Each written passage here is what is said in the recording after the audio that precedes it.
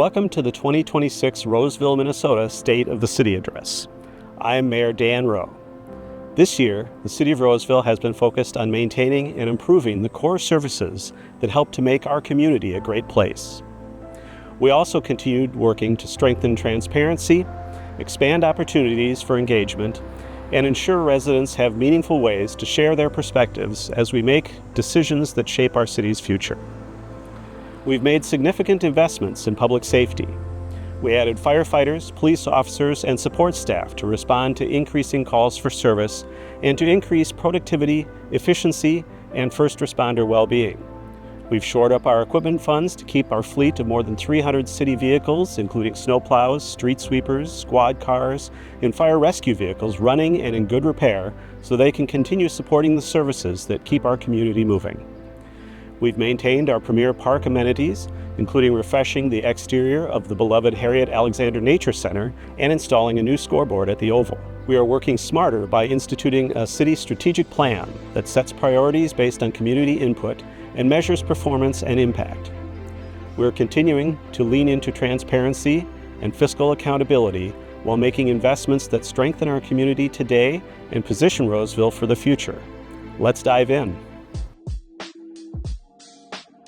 Pivoting to our Public Works Department, in the fall of 2024, voters approved a half-cent sales tax to fund the construction of a new maintenance and operations center. This center will serve as a more efficient, centralized hub for essential city services, including water distribution, streets, storage, and repair of more than 300 city vehicles. To accommodate the new maintenance facility, we will also be building and relocating a new license and passport center. The city spent 2025 moving those plans forward, selecting a site plan, hiring an architect and construction manager, and creating a stakeholder design group made up of neighbors, business owners, city commissioners, and city leaders to ensure public input throughout the process. Construction on the first phase of the project could start as early as the fall of 2026, with overall completion expected in 2030. One highlight in Public Works was the rollout of our new recycling carts. After a competitive bidding process, we switched to Waste Management to provide our recycling services. These changes should make it even easier for residents to participate in recycling and help move us forward on our sustainability goals. Our sustainability team also stayed very active in the community, organizing and participating in a clothing swap and more than 18 additional events. These efforts can help build awareness, encourage participation, and make sustainability something people can engage with in practical ways. Behind the scenes, a lot of effort went into preparing for a very large construction year. We laid the groundwork for roughly $9.6 million worth of projects, making sure everything is ready to move forward efficiently and successfully.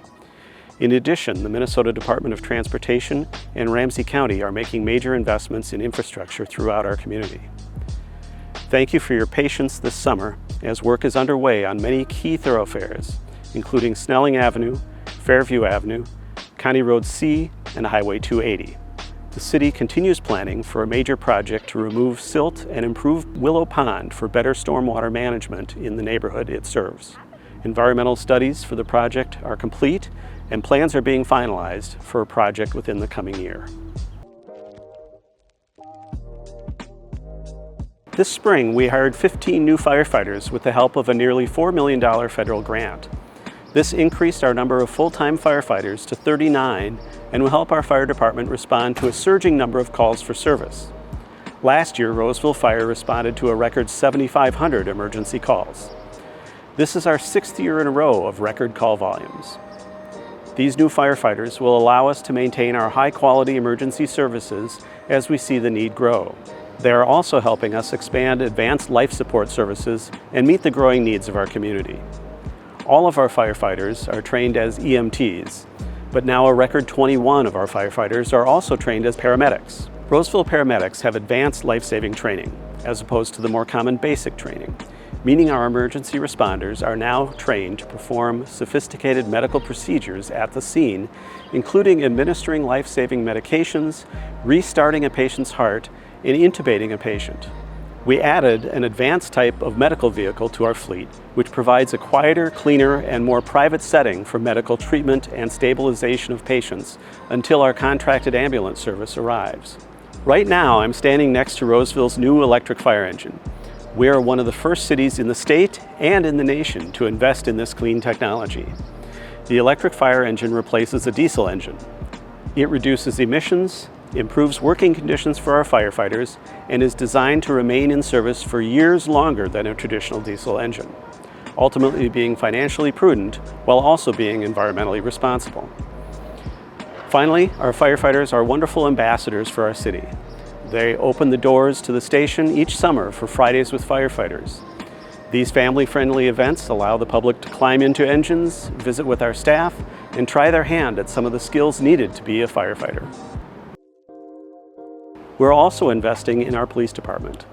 At the start of 2026, the Roseville Police Department hired 4 new officers and 2 new sergeants with the help of a $500,000 federal grant.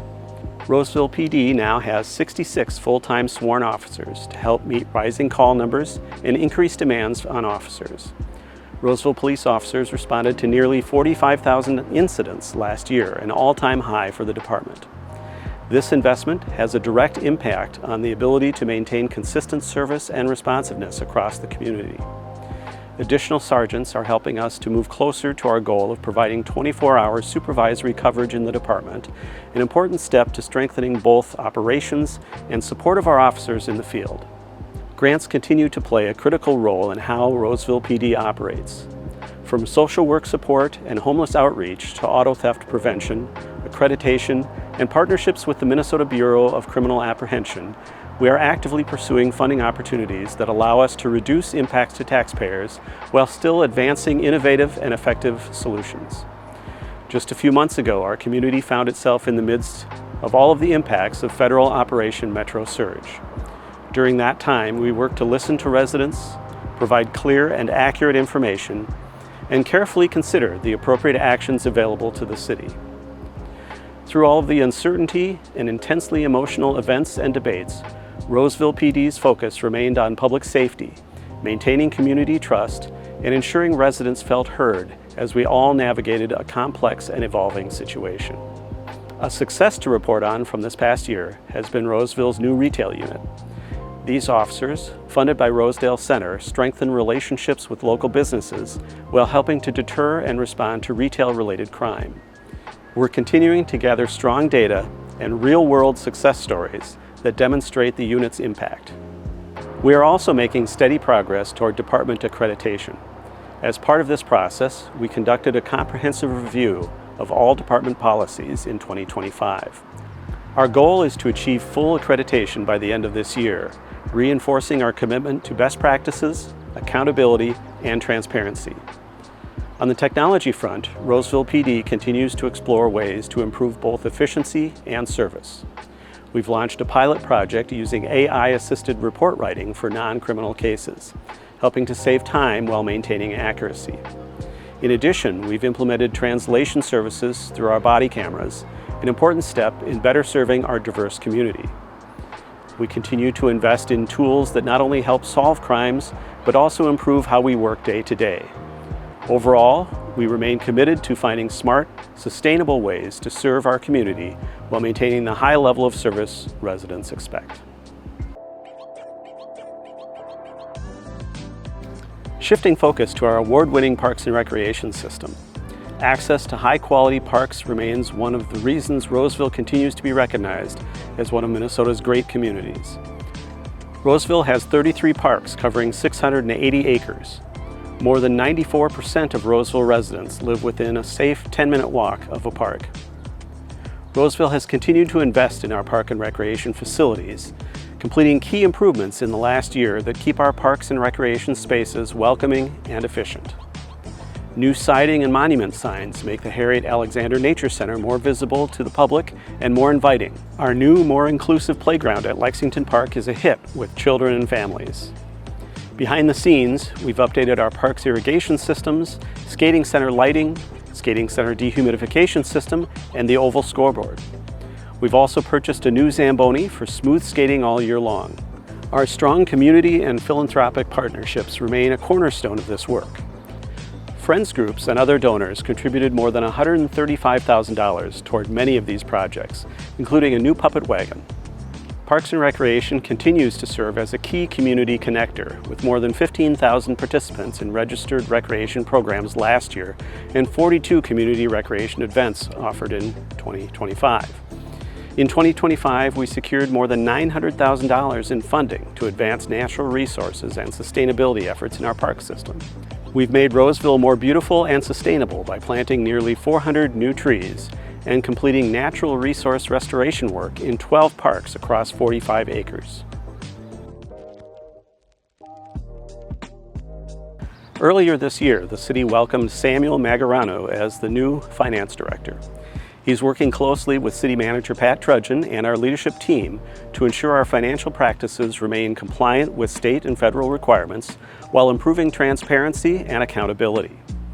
Sam and the city management team are continuing to work diligently to control costs and be responsible stewards of our city's finances. This is especially the case given the tax impacts of the public safety personnel additions once the upfront grant support for those ends. To help provide the public with financial information, the city has launched a new report, the Popular Annual Financial Report, or PAFR. It is a community-friendly summary of the city's financial activity designed to improve transparency and accessibility of financial information. The Finance Department has recently established a new process for tracking and billing police contracted overtime. In addition, they have completed 2025 qualified overtime and comp time calculations under the new federal regulations. The finance team has partnered with Parks and Recreation to improve their new Dash recreation registration software system. The city has also implemented Planet, a capital improvement budgeting tool that enhances the capital planning process, supports clearer communication with the departments, the city council, and the residents, and improves asset data tracking.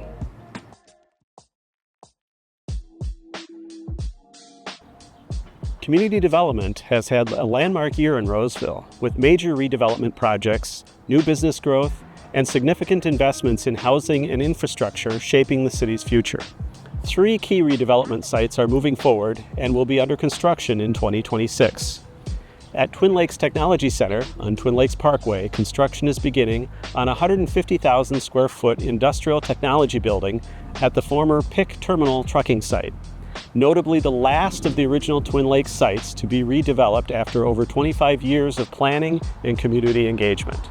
On Snelling Avenue, northeast of the intersection with County Road C, Hempel Real Estate is redeveloping the former Roseville Corporate Center into a 125,000 square foot medical office, research, and laboratory facility. And at the former Department of Education building on Commerce Street, south of Highway 36, the new Minnesota State Patrol headquarters will be an 81,000 square foot office development. All of this activity will create hundreds of jobs in our community and significant growth to the local tax base. The city supported redevelopment by securing nearly $3 million in grant funding for environmental cleanup efforts at the former PIC Terminal site, and also continuing its land trust partnership with Habitat for Humanity to support affordable home ownership opportunities. To further support housing initiatives, the Economic Development Authority authorized an additional $950,000 for housing loan programs. The city also implemented new adult use cannabis zoning regulations in response to recent state law changes, which provided the regulatory framework for the opening of the city's first dispensary late in 2025. Another major accomplishment was the successful rollout of hotel licensing requirements, leading to inspections of every hotel in the city to help ensure safety and quality standards for residents and visitors alike. Commercial activity remains strong throughout Roseville, particularly in and around Rosedale, with projects including EV charging stations and new and relocated businesses such as Marshall's, Golf Galaxy, Paris Baguette, and Breakthrough. These investments help strengthen our tax base, support local businesses, and create opportunities for future growth. An important focus in the coming year and beyond will be the apparent plans by the ownership of Harmar Mall to do some sort of revision and reconstruction of some or all of that site. Clearly something is planned given changes in occupancy and the limited public-facing information from the owners. But at this point, details are not known to the city. Given the site's sensitive location next to single-family neighborhoods, the city intends to be very involved with its role in regulation and approvals related to whatever plans are ultimately brought forward. Overall, the Community Development Department received more than $1.7 million in permit revenue last year, processed approximately 4,500 permits, completed more than 4,800 inspections, and reviewed 20 land use applications, reflecting another busy and productive year of growth and redevelopment in the city. Thank you for tuning in to this year's State of the City.